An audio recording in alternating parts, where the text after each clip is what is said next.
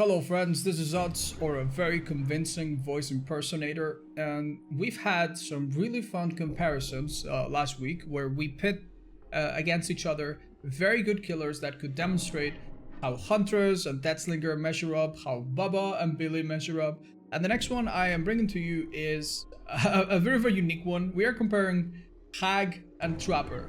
Some people, especially people that are new to DBD, will wonder how these two killers that set traps on the ground play compared to each other, and some people even think that they play very alike. I have placed, if you watch my tier list, I have placed the Trapper among the lowest and the Hag amongst the highest.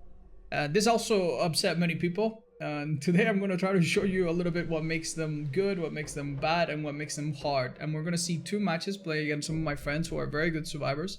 They'll be using some items, they'll be on comms, they don't have like competitive perks or rules, or they're not a competitive team, but they are playing quite hard and quite well. And they will, the thing that's really hard is that unlike public matches, they will know ahead of time that it's a Hag, and they will know ahead of time that it's a Trapper. So they're going to immediately start playing around my weaknesses, and you'll see just how difficult that gets. Let's get into it. Starting out with our first match with Trapper, I have to give you a word about my build and what was going through my mind. Let me let the perks load up properly. So as you can see, I am running the purple bag to carry 3 traps max and start with more traps in the trial, as well as the bloody coil. The bloody coil is one of the few things Trapper can use when he anticipates that survivors will be disarming his traps. If you use the bloody coil, any survivor that is healthy and disarms the traps will immediately become injured. If they're injured, however, nothing happens. And moving on to my perks, I am running Corrupt Intervention and Ruin to slow down survivors at the start, make them move a little bit. Ruin to make sure I can pressure gens a little bit just by being around them. And Thanatophobia. Now, Thana is a very odd choice. It does make a little bit more sense when you realize that maybe survivors will be injured if I hit them and if they disarm my traps. But it's a very last-ditch effort at slowing down the game however I can. And my plan going into this match was to slow down the final gen or two, hopefully with Ruin. And if I absolutely have to, camp someone to death and force someone to die on the hook, perhaps in basement if that comes up, and then have a chance to catch 1 or 2 more people at the end game. And the reason why I would is because I brought No Way Out, and No Way Out, if I get a couple hooks, will block the exit gates for a little bit, giving me that chance. It's a small map, so if the exit gates are not immediately open, I might just be able to turn a 1 kill, which is easy enough to get sometimes, into 2 or 3, or who knows, maybe all 4. That was the reasoning behind this build.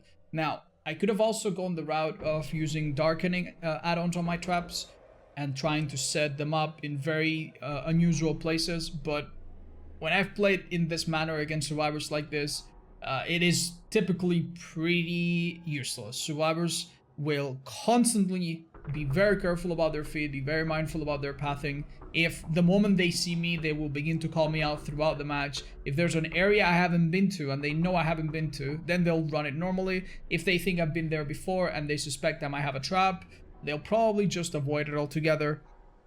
And I really have found, even with my best traps, I found very little success.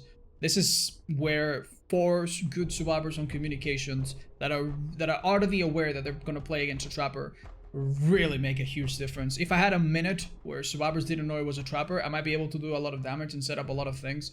But after all, this is a very small open map, so even then, even if they didn't know that it was a Trapper, it would have been very difficult.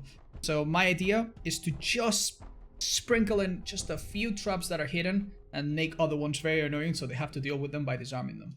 That's the general thought of this build. And as you will see, despite everything, it was a real struggle. This is a trap that will typically catch 16 survivors in your average match. Because survivors in your average match do not bother to avoid the grass and they run in straight lines. That makes sense. Here's a very lucky thing. This survivor that tried to find cover was immediately spotted by me, and starting with a hit is huge in this setting. This survivor, if I catch them, they're just one little mistake away from going down, giving me an early hook, and that would be incredibly good for me. However, as you'll see, it's not so simple. I already anticipate that someone will bring themselves here later, and I try to set it up, maybe get someone injured if they try to disarm it. This survivor has begun to heal, and later they would tell me that they were basically already almost healed. They are completely in the open now. I'm just waiting for the dead hard, and this is an easy hit. Unfortunately, the game does disagree with me, but it wasn't all that bad. I did get this down pretty fast. After this, my idea is to immediately try to go for a generator and make use of Ruin to perhaps hold on to it. But as you saw, the generator that was completed was the one that I spawned next to. Survivors immediately moved on to there from their corrupt spawns. They immediately blasted that gen, I assume, with the toolbox and Prove Thyself. And here, a very interesting thing happens. I already understand that that gen was lost. Incredible work by them. But I do have Ruin, and there's only one survivor on the top floor. So here I took an extra second to set up a trap down below that I knew they might disable. They might disarm. They still don't know that I have Bloody Coil, although when they begin to disarm a trap and they see the red color, they'll probably figure it out. So if they're smart, even this add-on, they can see coming. My idea right now is to go to the second floor and push the survivor away, maybe get a hit if they play greedy, and then start to use Ruin to regress that gen and keep things afloat for a bit longer. However, my plans are about to be massively thwarted when I hear the entity blocking noise. I'm gonna look at the gen so that you see. I already knew what happened, but I looked at it so that anyone watching this later would know. This survivor had the perk Repressed Alliance, a teachable perk from Cheryl. And this perk blocks the generator, and that prevents you from kicking it with pop, and that also prevents Ruin from doing anything to it for as long as it's up. So this generator that is almost finished, I literally cannot do anything to, and it will not regress. And if I want to wait here all the, I think it's 45 seconds, or I think 30 seconds it stays up, it is really, really bad stuff. Really, really bad. I cannot wait here. So this generator is now protected by this perk, and that was an incredible use of it, which is very unfortunate. Because if Ruin kept regressing this while the survivor ran out, it would have been even harder to work back through it because of Thana. But oh well. Survivor obviously notices the trap, walks right around it. I noticed their pathing here going back. This trap here would catch, I'm not joking, an average survivor more often than not. This is not an average survivor. He minds the pathing. He goes through a very, very weird path here, and it's very hard to trap. You know, you don't have enough traps to set them here as a trapper. As a hack, perhaps, you could trap the edges of the map. As a trapper, you do not have that luxury. So he knows that it's very, very likely that if he walks through the edges, he's going to be completely fine. Here, I don't know if he had light or if he just immediately booked it. I tried to do some very esoteric, otherworldly mind game to see if that would confuse him. But because I expected Iron Will. I don't think he even had Iron Will. A noise cue here immediately tells me that he has been running. He pre-dropped the pallet just to be safe here. And he can immediately chain this back with this window. Here, I do not know why I even bothered to hit. That was a horrible hit. Very bad play by me. And I was considering picking up the trap on my right, but I do have a chance here at downing him. And here is an actually very, very good look for me. On the left, that little railway you can hit through. So what I really, really, really need to is for this survivor to drop the pallet and then play around it, and if he vaults, it's pretty much a guaranteed hit. So I was very, very concerned that if I got stunned, he would run away from this. So I didn't want to get stunned. I respected the pallet, and he read me like an absolute book. At this point, I realized, okay, these two survivors are just about to somehow destroy this generator. And I could try to down Ace, but let's see if we can get a hit on them. Perhaps with Thana, stop them. Big mistake, they finish it, absolutely no problem.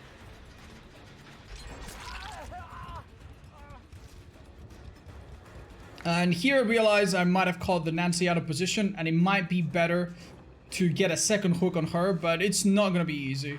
She does not run to the shack, which is trapped, understandably. And and instead just keeps making distance, which is the right play to do. For the first time, we have a survivor disarming a trap and becoming injured. And this information, if they didn't know already, is now available to them. Really bad stuff overall, unfortunately. And here, there's nothing I can do. I can try to mind game it a little bit, but he's gonna wait at the top of those stairs, and he's not gonna go anywhere. He will hear this trap and immediately try to pinpoint it.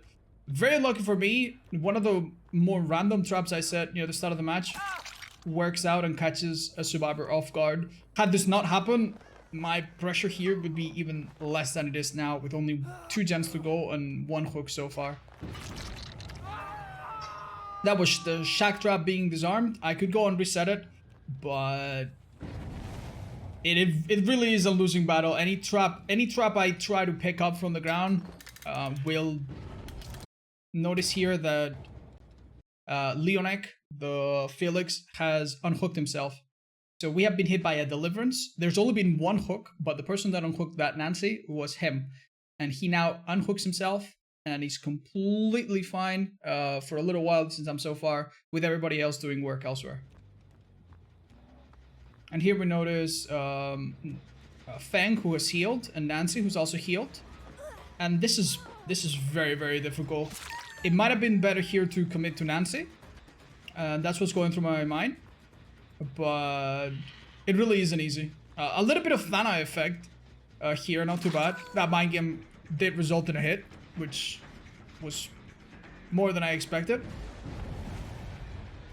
And some things are going in my favor. I do have 2 stacks of No Way Out, and it seems like Nancy doesn't really have a way to dodge me here. My ruin, by the way, was in that little tiny room, and it might have been a really good idea to trap the inside of the window that we just walked by. I did not notice this in time. I did not even pay attention to it, in fact, if I'm completely honest. So that was a missed opportunity as well, because if we trapped from the inside, that would have been a pretty much impossible ruin to get rid of. Here, I noticed that I am seeing all 3 of the survivors, and that if I manage to somehow delay them enough, my plan of getting somebody killed, even if I have to camp a bit, could work out. After all, 2 of them are injured. There's 2 generators to go, not just 1. So adrenaline is not immediately in play. And 1 of them is healthy. So if I manage to juggle them, just hold them back a little bit, just for long enough, that might just be enough to get the survivor on the hook killed. For them to badly finish the final generator, perhaps, and then for my endgame perk to come into play. That's what was going through my mind and what I tried to do in the next few seconds.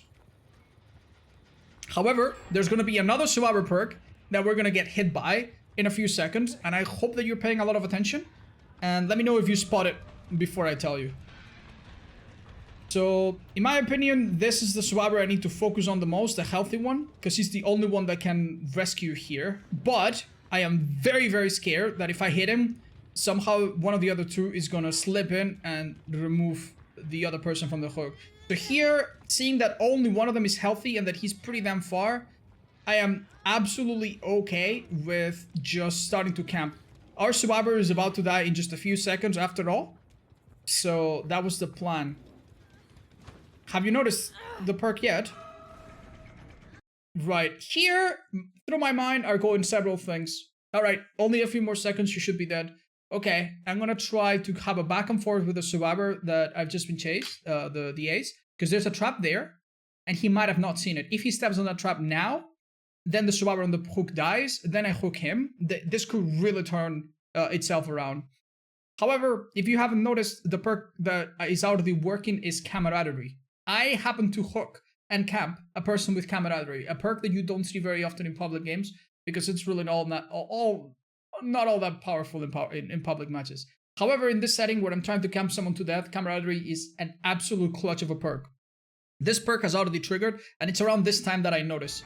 And as you'll see, the person on the hook is not dying. They have an extra 34 seconds. And 34 seconds for these survivors is an eternity. Around this time when I notice I am really, really sweating, I understand that if I don't get ace on that trap, it's not going to work out. So I'm trying to constantly go back and forth to have him step on that trap. Unfortunately, we can already tell by his pathing. Look how much he steers to the left. He knows that trap is there. He heard it earlier and he just knows. And here, unfortunately, the exchange happens and there's really all not that much to do. I risk eating a BT. I understand that I need to get my 4th hit and somehow try to salvage the situation.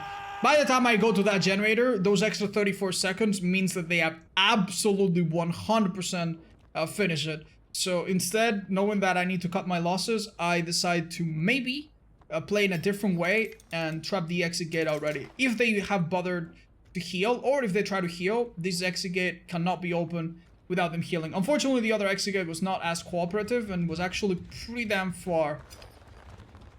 So trapping this one was really not easy, especially considering how far it is from the hook. And here, I missed... Oh my god, watching it now really makes me sad. I missed a golden opportunity. And I don't know if you've seen it, but I'm gonna show you just a second ago. All 3 survivors were here, and I did not see that. I'm gonna pause it at the right time. Right around here, you can see Nancy. I did not see her. If I had downed Nancy, she would have been dead on hook. I would have pressured these 2 other survivors. And without hence having deliverance, the ace that we hooked earlier, it would have been really hard for them to at least not give me 1 or 2 kills from that alone. Potentially would have been very powerful. Of course, I have to assume that everyone's running decisive, unbreakable, and whatnot, but sometimes you need to take some risks. That could have been a huge play that I totally missed out on. Unfortunately, because of this mistake of mine, I am now not in a good position to really do anything.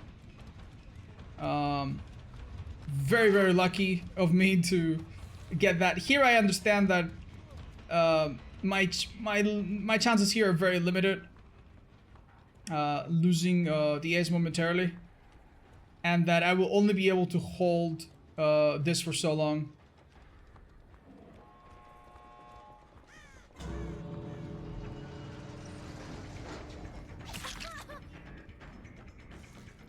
Looking back, this endgame could have been really played better. And basically, the only thing I'm doing right now is contesting for the 1 kill. I understand that if they rescue being injured, I might get another hook. And eventually I did, but that's it. In terms of a tournament, getting this many hooks as a trapper, it wouldn't even be a horrible result, despite the decent map. But in terms of kills, it really did not play out for me. So as you'll see now, it is a back and forth. This is a international survivor language for I have DS, don't pick me up. There is a way I can play around it, and it's just coming up here and grabbing the trap. And then if they want to do that, then I can set it at their feet. But it doesn't really matter, the other survivors have had too much time, and even though my perk is supposed to block exit gates, it doesn't work for that long. They just disarmed that trap that was covering it, and they are totally 100% fine. The only thing left to do here is to seal the deal and catch the Feng Min. If the Feng Min does have decisive, which is totally possible, I would just need to wait a little bit to make sure I avoid it. But I honestly didn't care. If they had decisive, that would have been okay. Either way, I could force the 1 kill. Turns out they didn't have it, or he already had already expired, and it is the 1 kill. With a few hooks, which is really not all that terrible, but 1 kill regardless. Very tough. Definitely some mistakes, but as you can see, I'm not really playing much trapper. The typical things where you would use your traps in a chase, where you would hide traps and survivors would randomly step on them, really don't come into play. And now we can see that the Feng Min did not have, in fact, decisive. That was a good bluff. There's the deliverance from the Felix, that was huge. There's the camaraderie from Nancy, that was huge. And even the very cheeky Repress Alliance. Now, the same person that had Repress Alliance had Detective's Hunch, and that's how they eventually got to my ruin. That's why it would have been a really good thing if I noticed that I could trap the room from the inside of that one window, and that would have probably made that ruin uncleanseable.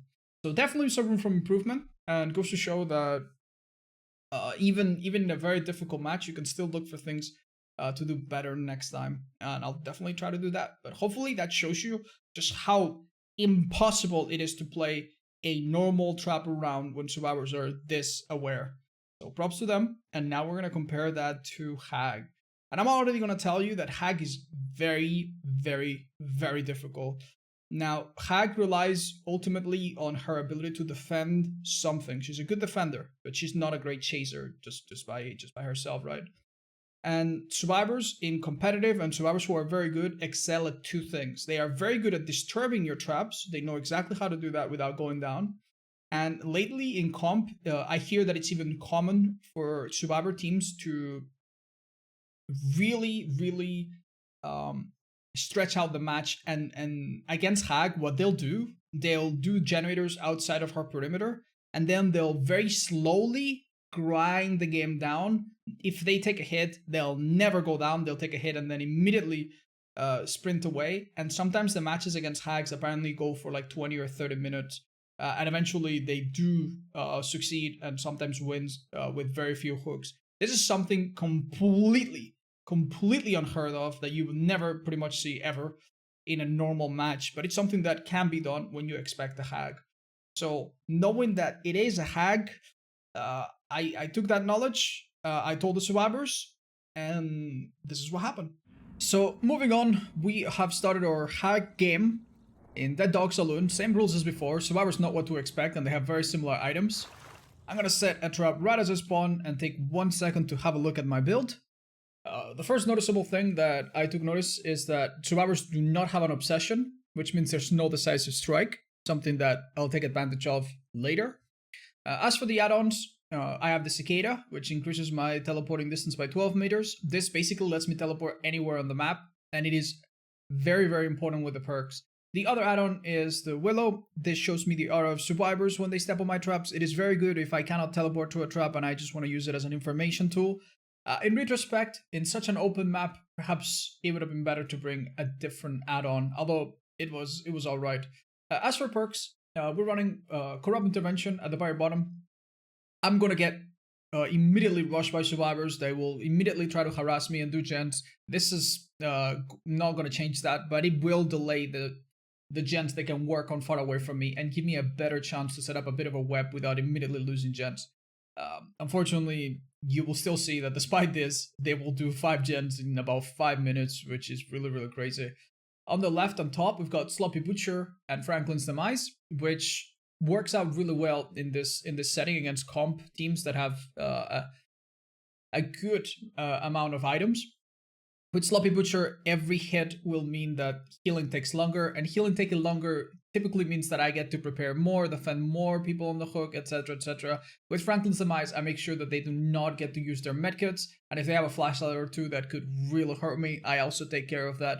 As you will see, that will work out really, really well. Unlike other killers, Hag can immediately apply pressure to dropped items by trapping them, and it's very hard for survivors to really recover them without risking going down as well. Know It is an endgame perk destined to help me manage the final situation if it comes to that, and it works extremely well on Hag. Goes particularly well with the Dried Cicada, since I can teleport across the map and very quickly down healthy survivors that are maybe not expecting a teleport from very, very far, and quickly turns things around. With that out of the way, my idea now is to maybe trap a little bit in the middle before I get spotted and then work towards the corners. I will try to put traps in places where I think traffic will be had later. Unfortunately, it's really not going to take very long before one of the survivors, the one with the flashlight, obviously comes and harasses me, and you can see him right there. I am not losing my cool. I am trying to trap in places where I think it will be useful, but I do understand that the problem with Hag is that you need your first down. This is totally fine. Resetting. Here I'm going to try to push him towards some of the traps that I've set, but he was pretty smart in avoiding them. Seeing that it's not working, that's alright. I just moved on. Luckily, he did end up stepping in one of them, and here's what I'm trapping around the item to make it really hard for him to get rid of it. Gens around me are being done at a very fast pace. This will cover the window on the entrance of this. That gen was done extremely fast, but props to the survivors. And here my idea again is to push survivors towards these traps It might have been a bit better if our Fengmin here took a different path. But that's alright. Now that Medkit is trapped, we see here that Ace is being healed. And I'm going to try to pressure him, because I'm pretty sure that if I bring him here, now that he doesn't see me, I set down a trap, not before. I might be able to catch him with one of the other traps we've set. It doesn't work out, that is okay. Here I already see that he's going to make it to the building. And in this building, I'm going to have a really hard time catching him. During this time, I am typically using my mouse wheel down with... I was too late for this one by a little bit. A perfect fastball from the survivor means I do not hit them. I understand that, and I give up. But we did apply another Sloppy Butcher and made another item drop potentially. And we're starting to tie this place together. As you can see, getting your first down as a hag is not easy at all. Eventually it did happen. Although if survivors had been a bit more careful, they could have delayed this even further. This one was a pretty good shot, but here I understand that I have my first down, and that with a dead hard or whatever, this ace is totally good. Before I get hit by an unbreakable, I realize that I need to cut my losses, that I need to start defending something, and I go back and pick up the Fang. Later, I would find out that this Fang had Soul Guard, so it might have been a really bad idea if I left her on the ground for any longer. I can see the items here are disappearing, and this is a really good thing. The traps around this hook are really good. This will take care of this loop here. And now my idea is to make it very difficult for that unhook to happen. If I thin their numbers, another great play here. This was probably done on purpose, and with another fastball, they don't have to worry about that. This time around, since I bothered to come here and I have so many traps, I will be... I tried to set up this trap without him seeing me, but it's very likely he was looking from around the corner. With Sloppy and the lack of items, it must have become a little bit harder to rescue. But somehow they did pull it off. And here, I will eat a Sprint Burst. That was a double teleport. Very well done. Unfortunately, our Fang here doesn't quite make it to the next spot. And me knowing there's no obsession, I know I can pick them up without any repercussion, and that's what I do. I will also trap the middle of the shack for my troubles. And set up a bit more. This one I think later will get triggered on purpose by survivors just to distract me. They did a fairly good job at doing that. There it is. And here I can see the Aura thanks to the add-on. One of the few times where it was actually really useful. If he had tried to hide with Iron Will or something like that, I mean, it's very unlikely they would have tried, but I would have seen them immediately. This is fine. I can probably trap here. He doesn't have a flashlight anymore, so I can do this as a distance trap. If he triggers this, I might be able to catch them. Very interesting play here by our Cheryl. I will respect the pallet, thinking that they would drop. And they ended up not. And this is where I think I might have been able to catch him, but this is fine. We'll set this one here for later and be ready to teleport back. This is another crucial moment of the match. As you've noticed, we're at 1 gen. And if this ace takes a little bit longer to go down, I probably have very little going for me. Luckily, he does step on a trap that we set many minutes earlier. And he goes here. Another trap around him would be appropriate. I'll not necessarily put it right next to him, just to make it a little bit harder for him to call it out precisely. And here, I'm out of the understanding that if I am to win this, I need to catch them well off guard. So I put a wide trap by the exit gate. What I expect they'll be rushing. I already noticed that the other exit gate is also very close. And sure enough, it's been about 5 minutes. 5 minutes, 17 seconds. And 5 gens have been popped. Despite Corrupt and despite my best efforts. Great job by the survivors with only 1 yellow toolbox. And here's what I need to cut off these escape routes in case things start going south. Very bad. We only have 3 hooks. But we do have a plan. It's time to break this one. Very risky to break it because a teleport prompt could come up, but I took my chances. Since I figured they might heal up and take their time. And I don't remember exactly what's the next move. We see Nina here, the Nancy go away. Luckily avoids the trap in the distance for them. In the meantime, Ace hits stage 2, which is really good for me. And with both exit gets trapped, this is a position I can defend. This is the critical Noed moment. I see the fact that I'm not gonna hit that, and I am totally okay with it. I am just holding out for time because I'm pretty sure Ace can be killed. And maybe I can even... Ooh, that sound gave it away. Now, this exit gate is closed, but there's only one person up. So here, I already understood what I needed to do, and I needed to drop Cheryl and take my chances with the trap ahead of me. Now, other killers, if they do that, they will lose that person. But I got very lucky. Noid giving me the speed boost of 4% while carrying was useful. And what I need to do now is understand that Rogue is dead. So I need to pick him up immediately. Unfortunately, Nina did not keep running, the Nancy. So that was really in my favor. After seeing this, this is where Rogue, aka the Fang, with Soul Guard, could have picked himself up and completely changed the course of the match. But because they hit stage 2, I know that they can die. I have seen the hatch, which is right below my feet. So what I'm gonna do now is a bit of a maneuver that a hack can do around exit gates. Notice that the Cheryl has been picked up and she wiggled quite a bit. If I pick her up now and try to take her anywhere, it's very likely that she will wiggle off and beat me to the exit gate. So I just prematurely trap it, take her as far as I can. And this is hard now.